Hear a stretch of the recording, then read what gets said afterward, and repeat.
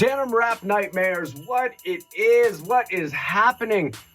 First of all, shout out and thank you for your support. And secondly, I want to tell the people about Public Domain, their next favorite adult animated sitcom that you're going to love more than any animated show you've ever seen before, because you've already seen these characters before. These characters exist in a world where they've passed up their copyright, and now they're free to use for me in the public domain, and we're going to do it, and we're going to voice them by a bunch of supernatural characters, and it's going to be your favorite show. Now, we need your help to make this show because we can't do it by ourselves, and the executives are sitting on their asses, so go to our Indiegogo campaign. You'll find it down here, over there, or up there. I'm not really sure. It will be somewhere. Check it out. Donate a little bit, donate a lot. We got some great Christmas perks, including a naughty Santa card of me that involves, well, naughty things. So check us out, support us if you can. If you can't support us, thanks. Share us, like us, subscribe us, all the things that make online campaigns successful so you can have the next greatest adult animated TV show.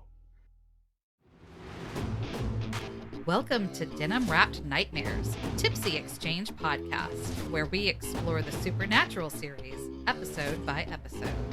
Over drinks, we'll discuss the lore, the gore, and what we adore about the Winchesters and their adventures. I'm Berly, and I'm a new fan of the series. I'm LA, and I'm here along for the ride. Now let's get tipsy. Hello, LA. Hello, Berly. Last week, we watched Home. Mm-hmm. Home again, jiggety jig. Have you never heard that saying? That's one of the things that my parents would say that just has stuck in my mind. That's cute. Anytime we'd be going home, like home again, jiggity jig. That's just what you say. It's what you say when you're going home. Like, is it a thing, or did they just like make it up? Hang on, let me see. Okay. Yeah, I've never heard that. It's from a nursery rhyme, apparently. Oh, okay. Called To Market to Market. Huh. We learn something new every day. Every day. Well, anyway, what was Home about? Back home. Let's do a quick recap about where we were last week before we get into where we are this week. Well, it starts out, Sam has another dream premonition of a lady in a house, and this is kind of the episode we like learn solidly that Sam's got some, what is it, ESP going on? He's psychic. Yeah. And in his premonition, he realizes it's their childhood home, and so he has to convince Dean to go back home because Dean wasn't going. No, they did like a That's So Raven moment too, where they were showing us the dream and then like zoomed out and it's Sam. Yeah. Didn't they, or am I making that up? I don't know. I might be now making that you say that up. I'm like, wait a minute. Yeah. They go home and meet the lady that is now living in their house, and she's, pretty much, her and her little daughter tell them the place is haunted. Yeah. And they go around town kind of asking about their dad and find out that he used to go see this psychic named Missouri, and played by the fabulous Loretta Devine. Yes. So good. And so she goes with them to the house. They figure out it's a poltergeist that's inhabited the place. And they they tell the lady, hi, kick it out of the place with your kids. We'll take care of this. They throw some shit in the walls to get rid of the poltergeist. Yeah. And eventually they do, after it kind of seizes Sam a little. Yes. And then a surprising entity arrives to save the day. You can't spoil it. We talked about it last week. It's a mama. Their mom. It's their mama. Yes. And then another surprise at the end. Their dad is in town. That's right. Hanging out with Missouri. Ugh, man. I'd be pretty mad if I was like working my butt off, traveling everywhere, like trying to find my dad. He's hanging out with my friend I was just talking to. Right. Or not my friend, his friend. Yeah, I'd be pretty pissed. Shitty. Pissed. I'd be pissed. Off. So that's the gist of it. It was a good one. I enjoyed it. Yeah. I liked it. It was a good one. I really liked this week's episode too. Yeah, it was good. It was very much dark, and it was, I would say, of the quality of an independent horror film. Yeah, I agree. I really enjoyed several of the shots that were in it. They didn't overdo the special effects for this with the ghosts and everything. I liked it a lot. Yeah, I think it was well done. So this week was Asylum. And the episode starts off with 2 cops in front of the deserted Roosevelt Asylum in Rockford, Illinois. The officers are Walter Kelly and Daniel Gunderson. And Gunderson is hilarious and wonderful. And I was right off the bat saying, if something happens to him, I'm going to be very upset. Yes. Because he was really great about letting us, the audience, know about this abandoned asylum and that it's scary and it's haunted, but they can't keep the kids out. Doesn't he say, like, you spend the night and the spirits drive you insane? Yes. So he gave us a great backstory, and he just seemed like a nice guy. He did. I liked Officer Gunderson. Me too. So they go in, and they're looking around, and they split up. Gunderson ends up finding some kids that were in there drinking, hanging out, doing whatever. And he tells them, get the fuck out of here, kids. And he walks them outside and watches them drive off. And while he's doing that, Officer Kelly is wandering around, and he's going down this dark hall, and there's this door with the hazmat or biohazard symbol on it. Mm-hmm. And he decides to go in. Yeah. Because of all the doors in the place, why would that not be the one you would choose to go into? And while he's in there, a mysterious door opens, and then we don't see what happens to him until he's suddenly outside behind Officer Gunderson. And Officer Gunderson's just like, found the kids, sent them on their way, let's hit it. And he's like, are you okay? And Officer Kelly goes, yes. And then he turns his head, and blood comes running out of his nose. So we know already Officer Kelly is not okay. It's not. No. He's not doing well. Then he goes home, and apparently he and wifey had an argument about something. Yeah. Because right off the bat, she's going, I'm sorry. She's like, how many times do I have to apologize? Yes. And then he pulls his gun out and is like, you're never apologizing again. And he kills her. He didn't say that, but he said it with his gun. Yeah. Well, yeah. Yes. And then we find out later he turned the gun on himself as well. Mm-hmm. So again, Officer Kelly, not okay. Cut to Sam and Dean, Winchester boys, in a motel, hotel, Holiday Inn, what have you, somewhere.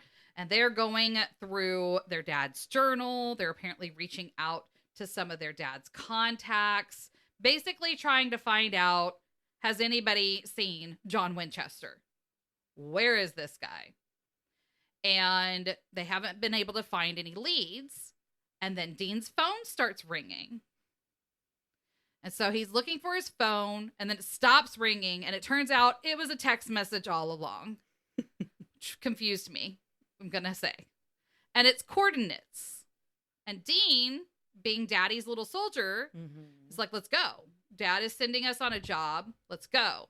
Sam, being the rebel, has questions. He wants to know where Dad is. Why is Dad keep sending us on jobs? What is going on? What the fuck, Dad? Right? That just sounded weird. I would never say that to my dad, so it just sounded very strange when I was like, wow, God, I just said that. I think you would say that to your dad if he wasn't answering your calls. True, yeah. And then would just send you a text message with coordinates in it. True. Okay. I can't call you back, but here's this. And I'm hanging out with a friend that you were just hanging out with. Right. Secretly. And I haven't seen you guys because I can't. Yeah, what's up with that? What's up? What's going on? I want to know. What's happening? They look up the coordinates, and it turns out it's, guess what? Rockford, Illinois, the Roosevelt Asylum. Dean remembers, oh yeah, this is in Dad's journal. So they go and look in the journal, and there's an article from 1972 about some kids who disappeared in the South Wing at that time. They go to the asylum, they do some digging around.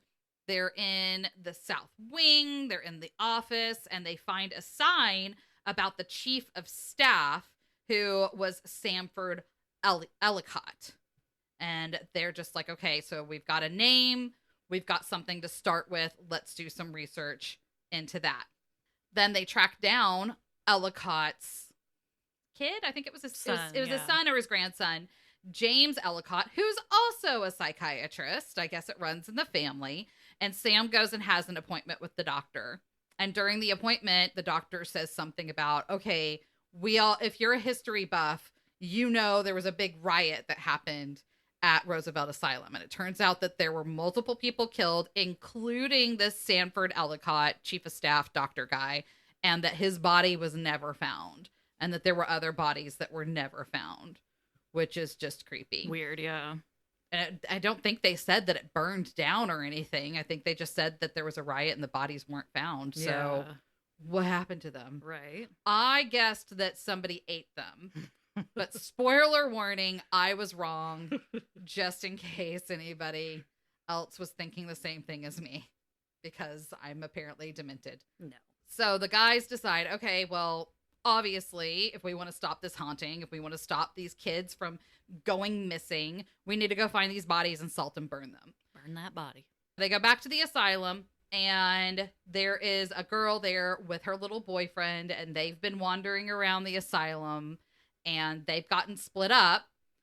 So the girlfriend is hiding in one room, and the boyfriend is in another room, and one of the ghosts comes up to him. And I'll admit, I kind of thought it was her at first, too. There was something off, and I didn't know what was off. It looked like her hair, yeah. Yeah, I thought maybe she was possessed or something. There was something off. Mm-hmm. But she goes wandering up to him, and he's like, oh, hey, baby. And they start making out. She grabs him and kisses him. Oh, yeah, she went for it. And then, while he's kissing her, you hear the girlfriend in the background go, Gavin, where are you? Yes. I would have. So creepy. I was pissed myself. It was so creepy. And so Gavin leans back and sees her, and her face is messed up. Real messed up. Yeah, especially around the eye. Yeah. Yeah, when you said it looked like almost like a bottle, the bottom of a bottle had been smashed into her face. Yeah. Something was going on there. It was really scary. Yeah. So Gavin screams and runs away. And so he's gone. Kat has gone and hidden somewhere. They're completely split up when the guys find them. They find Kat first. And she tells them, my stupid fucking boyfriend brought me here because he thought it'd be fun to see ghosts. And I didn't believe in them, but I've seen some shit while I've been here, so I'm scared. Mm-hmm. They tried to take her outside, and she's like, no, I'm not leaving without my boyfriend. She was singing a different tune by the end of the episode, though, because she did decide before the end of the episode that she was breaking up with him if they got out of there alive. So I thought that was funny that in the beginning when they first find her, like, I'm not leaving without him. And by the end, we're breaking up. Done. Yeah. So they help find Gavin. And Gavin tells them how he had fallen and hit his head or something whenever Sam found him. And so he tells them what happened. And Sam says, did she try to hurt you, though? Because Sam had run into a ghost as well. Mm-hmm. And she just slowly walked up to him with her arms out like she wanted a hug. Right. And Dean swung an iron rod at her to get rid of her. And Sam said, she didn't want to hurt me. I could tell. She wanted to tell me something. So he was really wanting to make sure that he got it clear with the boy that it was the same thing. And, and it was. The boy was like, she kissed me. She scared the shit out of me. I'm scarred for life. But no, she didn't try to hurt me. I think she was trying to tell me something too. So Sam's like, I've connected it. I've got something going here. In the meantime, Dean is walking around with Kat, and that scene was fucking cool. Which one? Dean's walking with Kat, and they stop for a second. He's like messing with his flashlight. I think it's the flashlight was flashing on and off. And then Kat goes, you're hurting my arm. Oh, that one. Yes. And Dean looks up and turns to look at her. It's like, what are you talking about? And his flashlight comes on, and we see a hand on Kat's arm.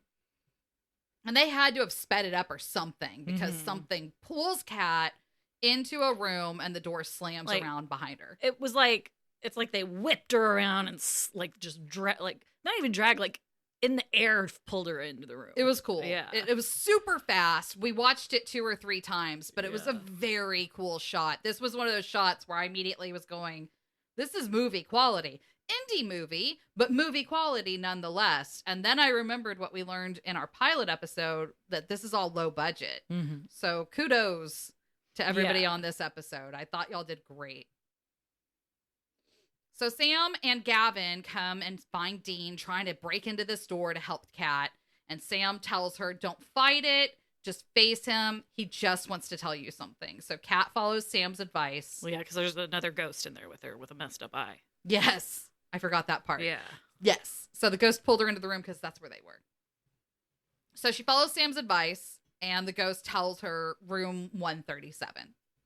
So she gets out of the room after he tells her that. And of course they decide to split up again because it's just what you do in these situations. Sam, get these kids out of here. Yeah. So Sam takes Kat and Gavin and is trying to get them out of the asylum, but for whatever reason, they can't find an exit. And even when they find something that they think they can get out with, Sam can't get the door open, and there's bars on all the windows, so even if they broke the glass, they couldn't get out that way either. Not sure what happened there. They didn't really explain it. Yeah. It was just kind of this general, whatever's here doesn't want us to leave kind of thing, and it was left at that. Mm-hmm. And Dean went looking for room 137. So Sam gets a call from Dean, and all of a sudden Dean's saying, "No, I'm in the basement. Come down here." Which, okay, I had a problem with because Sam was just sort of like, "All right, I'll be there. I'll go meet you in the basement." When I'm like, the plan was to go to room 137. Like, why would I would on the phone? I would have been like, "Well, what are you doing in the basement? I thought we were supposed to be in that room." But no, Sam just like, "Okay, I'll be there." Which is odd because you have all these questions for your daddy. Yeah. But if Dean tells you something, all of a sudden it's no questions asked. Yeah. I was like, that was dumb. Sam? Maybe you do need to go back to that doctor, that shrink doctor, and talk more about your brother. Yeah. Huh? Huh? So Sam goes down to the basement, and we see the same fucking doors that the cop passed by earlier. First the boiler room, and then the weird biohazard room. The door flies open, and the ghost of Dr. Sanford Ellicott, the bad doctor, is down there. And he does something to Sam. We don't grabs really, him by his head. Yeah. Like, lights him up. There's like the lightning. Yeah. Somehow, as a ghost, he got the power to electromagnetic. No, what's it called? Fields. What? Where they like actually do that, and they electroshock therapy. Yes. Somehow, as a ghost, he got the Yeah. power to provide electroshock therapy without any tools. Which, kudos to you, Doctor. I'm sure that is your dream afterlife based off of what Dean found. True. So what did Dean find? I kind of missed it a little bit. He was in the guy's office looking for stuff, and then there was a little chip in the wall, and it was like a little cubby hole hidden, and he found his like patient's journals in like a little briefcase looking thing, old school. It was really nice. It was like leather. I would have taken it with me. Right? But yeah, it was like his patient's journals, and there was like all these drawings in there. And I remember one drawing was like a head with this giant needle going in the eye. Lobotomy. Yeah. So Dean like figures out that, which I don't know how he figured out the secret room kind of thing, but he figured out obviously he was doing some weird, like fucked up experiments with these people there. Mm-hmm. And so somehow, I don't know if maybe we missed it and it was in the book, but there's some secret room that he was doing all of this in. He must have read it because there were words. There just weren't enough time for us to like read the words. True. Yeah. Especially with the pictures drawing our attention instead. So I'm guessing he actually read stuff. Well, and I was like, so I feel like the guy was trying to help them. He wasn't just like a psycho, right? Like he was trying to help. I don't know. In the afterlife, he looked like a crazy. He did, yeah. What was the doctor from Back to the Future? Oh, yeah. Well, Doc. He looked like a crazy doc and was able to do electroshock therapy with his fingers. But he was like, I'm going to make you better. Yes. So I want to believe he was trying to be. And he just made everybody. I think that Dean even said in the notes that after treatment, people just got worse. They would be angrier. And they would be paranoid and all of that. Yeah, because the whole point was he was trying to figure out a way to let them release their rage. Yes. Because he thought if they could release it, they would be better. Which I'm like, just get a like boxing bag or something. Like, let them just beat the shit out of something. Get a stress ball. Yeah. Squeeze. Where? Don't give them a lobotomy. Like, my God. Or electroshock therapy. God. So Sam is down here having this happen. And in the meantime, Dean has gone through 137. He's ran into Kat and Gavin. And they say, well, you called Sam and told him to go down to the basement. And Dean says, well, fuck me. No, I didn't. That wasn't me. Ugh. So Dean already knows he's about to go find some fucked up shit. Yeah. He gives Kat a shotgun. Oh, wait, no. Sam gave Kat a shotgun. No, it was Dean. No, it was Sam. It was Sam. Oh, that's right, because he asks if either of them. Yeah. Before he leaves to go down in the basement, Sam gave Kat and Gavin a shotgun. And then it shows Sam in the basement, and he has another shotgun. And then Dean also has a shotgun. Yeah. I'm like, how many shotguns are these guys packing on them? These like Winchesters, 2 each? they are prepared. But like I said, they're not like the big old shotguns. I liked them. They're almost like little handheld ones. Yeah. I don't know. They're cool. LA and I, neither one of us have really wanted guns all that much, but this show makes me, I want a gun with an ivory handle now. Oh, yeah. I want a sawed-off shotgun. Hey, it's rock salt. They're using rock salt. I want a machete. I want... Hey. Dean goes down and finds Sam because Kat and Gavin are okay. She's got a shotgun. She clearly knows how to use it because she almost took Dean's head off. Yeah. Which they should have edited that a little better because it made it look like she clearly saw him and then like shot at him. So it's like I don't know. It's like that's a little delayed. When Dean gets down to Sam, Sam is obviously not right. Like something's off, and he's like, "I'm fine." And then we see the blood come out, and then he's trying to kill Dean basically with the shotgun. Yes, he's one not of them, happy. One of the many. And saying some things like, "You're always like ordering me around and I'm over it." And he's not a happy camper, that Sam. Mm-mm. And so Dean tricks him by giving him a handgun. Oh, no, you wait. He shot him first, remember? With the rock salt. Oh, shotgun. that's right. Sam actually did shoot Dean first. Shot him through a wall that led into the secret room. Oh, that's right. Yeah. Dean was trying to find the secret door, and that's why Sam suddenly started getting really aggravated because he was trying to keep Dean from finding the secret door. But then he shot Dean, and Dean fell through the secret door anyway. Once they're in the secret room, Dean tricks Sam by giving him a handgun and telling him to use that instead so that he can actually finish the job. And it's not loaded, so that distracts Sam. Dean ends up punching Sam, knocking him out. But which, like, pretty fucked up. Like, he legitimately was going to shoot his brother. Who's possessed.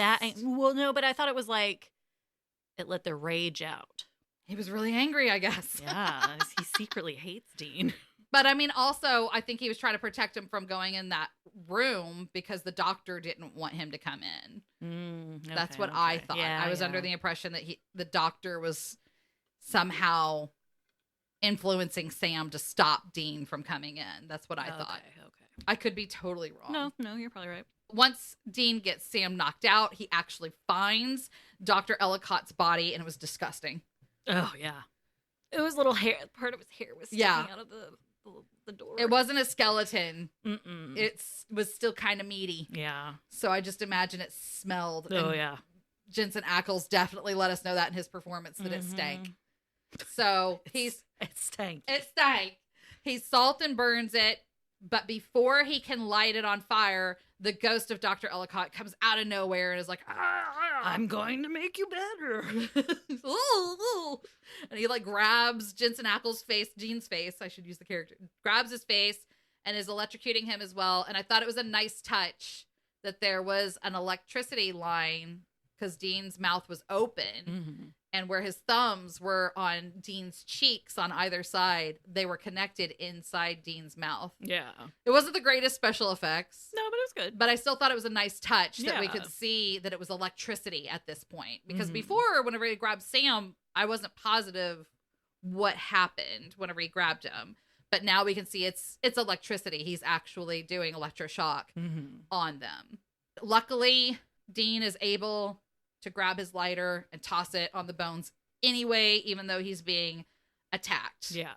And the ghost like turns to concrete stone or something once it's getting burned. The body's getting burned. The soul is doing its own thing. It's what's trying to attack Dean. And it like turned to concrete and like crumbled. Yeah. It was crazy. And then Sam was fine after that. Whatever effect had happened from the ghost with the electroshock and all that, Sam was okay. They get Kat and Gavin out. They are going to their car. And there's some tension. So Sam is like, I'm fine. It was just whatever the doctor did, that's it. And you could tell Dean is just kind of like, yeah, okay. Sure. Mm-hmm. Yeah. There's a little bit of tension there. Well, Sam was like, do you want to talk about it? And Dean's like, no, I'm not in the mood. Right. For all that touchy-feely shit. He was not happy. No. But, I mean, to your point, you literally almost killed your brother. Yeah. And Dean read that stuff, so he knows it's just about releasing existing rage. So. Whoa, awkward. Yeah, a little awkward. It's going to be an awkward drive back. Can't imagine. Cut to, they're back in the hotel, and we get yet another click tease of a shot. Yes. Where Dean is in bed. We get to see his arm. It's a good arm. It was a good arm. Mm-hmm. It was a real good arm. But the sheets and the cover are pulled up. So we got to see his clavicle. The girl from Hookman would have been like, oh, scandalous. Ooh, cover up. So we did get to see that, but the covers were pulled up. So we didn't get to see a whole lot else. But it was a real nice arm. And then it pans over and Sam's sleeping in a shirt again. Weirdo. Thanks. But anyway, the phone starts ringing again. And we're like, is it a text message? Is it call? We don't know. Who knows at this point? It's going to be a surprise. Sam wakes up and answers the phone. And finally, it's Daddy Winchester. Daddy. Cut to black. Yeah. That's the end. So let's go. Let's talk about. So there wasn't any gore at all. Mm-mm. I mean, the blood coming out of the nose was it. Yeah. Even when the police officer killed the wife, it just showed from the outside where you could hear the gunshot and see the little flash of light. Burst, yeah, there wasn't any gore, but it was definitely kind of a mystery and some really cool spooky stuff. Yeah. No gore. But we are going to go into the lore if you're ready for it, LA. Yes. Dr. Ellicott, Samson Ellicott. Is that the name? Samson or Sanford? Sanford. One of those two. No, One you're of right. those two. Sanford. And then the son was James, right? Sure. It doesn't matter. Yeah. Anyway, so as we know, his Sanford was doing some unethical things with the patients there. And we also know, I mean, clearly through history, there's been some other unethical experiments happening. And on this website, I think it's Psychology Degree Guide Online. You can go ahead and get your degree, guys. Just kidding. It says, humanity often pays a high price for progress and understanding. At least that seems to be the case in many famous psychological experiments. So I just figured I'd go over a few, I mean, just so we could kind of know. The disturbing real nature. Sanford Ellicott's not the only one, you know? So the first one is one of Sigmund Freud's patients. And I think they did a movie. What was the movie with Michael Fassbender? A Dangerous Method. Yes. I think it's this one. Viggo Mortensen and Michael Fassbender and Keira Knightley. Yes, yeah. So she was a 27-year-old Emma Eckstein. And she went to see Sigmund Freud for stomach ailments and slight depression. For stomach what? Stomach ailments. Ailments, okay. Which I don't know why you would go to a psychologist for that, but she had slight depression too. So. Gotcha. But as we know, our minds can cause things to happen in our body too. And she was being treated for hysteria and excessive masturbation. Ooh. I mean, let her get her rocks off, you know? Why not? Who's she hurting? Yeah. But at the time, these were two habits that were considered signs of ill mental health. Wait a minute. At the time, couldn't you also go to a doctor and the doctor would basically finger bang you to give you an orgasm in order to cure the hysteria? Yeah. She was just doing it herself. Yeah. She didn't self-help. Yeah. She didn't want to have to pay those doctor fees. They're outlandish. But he did some crazy thing. He gave her cocaine, a local anesthetic, and then cauterized the inside of her nose. Why? It doesn't say. Was it from all the cocaine use that she messed up her sinuses and he had to do it? Maybe. I don't know. And also with the cocaine, wasn't cocaine in Coca-Cola at the time? Yeah.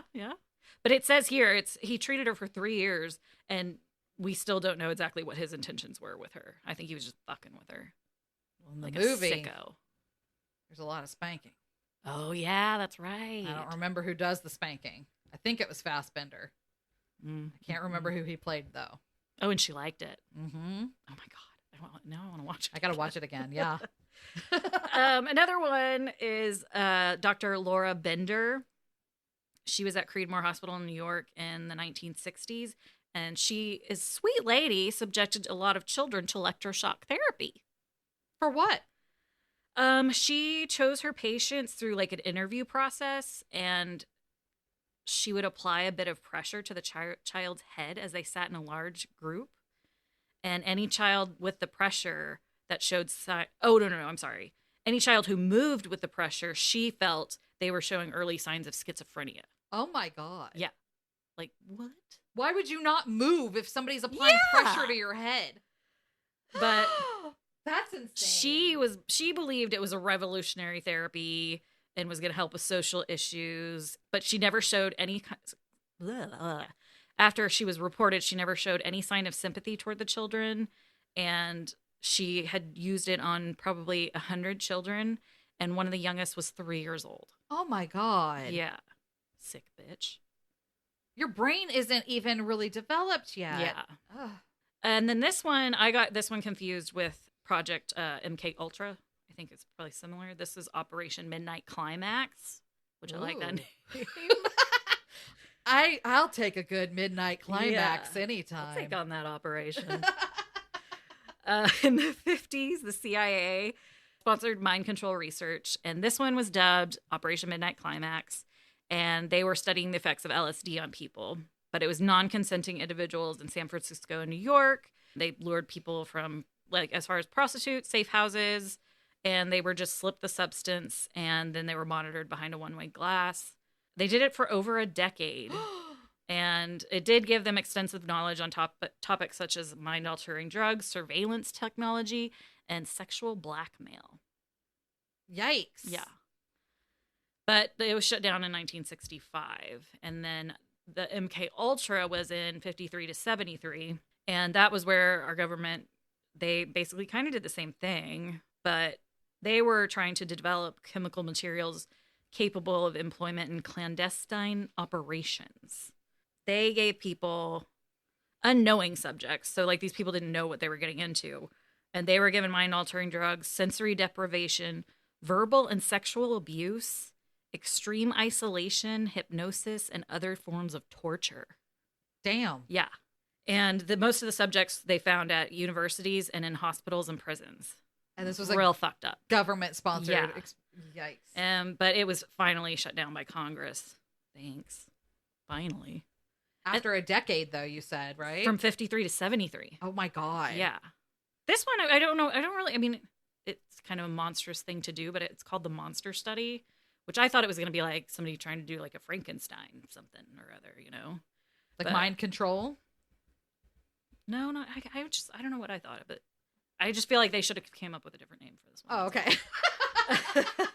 In 1939, 22 orphans in Iowa became these test subjects of Wendell Johnson and Mary Tudor. They all had, the study was about stuttering. So some of them had it, some of them didn't. And they were separated into two groups. Members of one group received positive speech therapy and were consistently praised for their speech and everything. And then the other group received negative speech therapy, which included being belittled for any speech imperfection they happened to make. And the children in the second group who spoke normally before the experiment developed the speech problems and reportedly retained these issues for the rest of their lives. Damn. Yeah. So Johnson and Tudor never published these results. Real nice. Real nice. Sounds real official, guys. Right. And so they didn't because they thought that their study was going to be compared to the human experimenters among the Nazis. Well, if that's a concern of yours that you're going to be compared to that, maybe you should take a step back and think, should you be doing it in the first place? Yeah. Just a tip. Okay. And then, so I think most people know about the Stanford prison experiment, probably. Yes. Did you ever watch the movie? I saw some of it, but I didn't finish it. But man, it looked fucked up. It was good. Yeah. Well, I shouldn't say good in that sense, but it was accurate. Like the actors it looked like the actors did really well. Yes. Yes. Because this one it says it's probably the most famous human experimentation. It was conducted in August of 71 at Stanford prison. Or no, I'm sorry, at Stanford, where they had 24 male students were randomly assigned roles of either a guard or a prisoner. And then they set up according to their role in a specifically designed model prison. And it was in the basement. But it became, like, it went super fast. Like, I think it said, oh, this one doesn't give the exact days. It was on the other link. I want to say it was like a week. I want to say it was like within 6 days. Yeah. Shit went crazy. They said, I think on the other article I read, it was like by day 2, shit was already going down. Mm-hmm. But basically, they took on those roles like crazy, and they the guards began to perform like harsh measures on the prisoners, like to various degrees of I was going to say sexual, psychological torture. I shouldn't laugh. That's not fucking funny. But even more surprising was that the prisoners in the experiment they just like accepted the abuses. Like they didn't. Yeah, you're volunteers. Yeah. They could have decided fuck this and left at any time, but they didn't. Yeah. It was fucked up. But the measures adopted by the guards became so extreme that the experiment like was abruptly stopped after just 6 days. Yeah. That's what I was saying. It's like Crazy. I know it like made it maybe a week. Yeah. Yeah. That's crazy. It happened very quickly. But I mean also like 20-year-olds testosterone and shit, you know? Well, just power trip. Yeah. You know? Yeah. Okay, and one more. I'll tell you. Is it Little Alfie? No, but I can talk about that one. Oh, okay. No, that one just has always stuck with me. I learned about that one in college. And You it's mean just Little always... Albert. Albert. Is Yeah. it Albert? I thought it was Little Alfie for some reason. In 1920, John Watson was the founder of... John Watson? Yeah. Dr. John Watson? Yeah. From Sherlock? Sure. No. He was the founder of the psychological school of behaviorism, and he believed that behaviors were primarily learned. And he wanted to test this hypothesis, so he used an orphan that they named Little Albert. And he exposed him to a laboratory rat, and it caused no fear response from the boy for several months. Then he switched it to when the child was exposed to the rat, he struck a steel bar with a hammer, scaring the little boy and causing the fear response he was looking for. So by associating the appearance of the rat with a loud noise, little Albert eventually became afraid of the rat. So he was actually exposed to a variety of sights and sounds: rabbits, monkeys, burning newspaper, and masks. And that's when the second phase, they used the white rat with the sound. Finally, he was scared of anything fluffy or white or like small animal-like. So Watson's hypothesis that fear could be conditioned was proved right, but he fucked this little kid up for his life. Right. So, wow. Good job, but not good job. Oh my God. They never fixed it? Mm-mm. Well, at least it doesn't say so in this article. I know. There were a bunch. I mean, I kind of want to go through and read all the articles because, I mean, it's interesting, but also really fucking tragic. It is. We learned a lot about human psychology in the early days, but yeah. Well, like it said, the like ethics to were the non-existent. Detriment of humans and Yes, animals. That quote that you said at the beginning. Yeah, yeah. So Ugh. that's that. To close it out, we have a quote from the show that LA actually said at the same time as one of the characters, and it really made me start to question if she wrote the show or not. I did. So Dean looked at Sam, who was holding the shotgun, and he says, "What are you going to do, Sam? Gun's filled with rock salt. Not going to kill me." And then he shoots him, and he flies through the door and on the ground. Sam says, "No, but it'll hurt like hell." Yeah, well, cheers. I just remember in the Kill Bill, the second one, you remember he busts open the door of the trailer and shoots her with the rock salt? Yes. And hits her, and she's like, I was like, damn. And at the time, I was like, what? I didn't realize that it was rock salt. But then I looked it up later, and I was like, oh. Like, think about it, like, In the your blast skin. in general, but then the salt in the wound. In the wound. Ooh. She was a tough bitch, though. So's that Dean Winchester. True. Thank you for listening to Denim-wrapped Nightmares.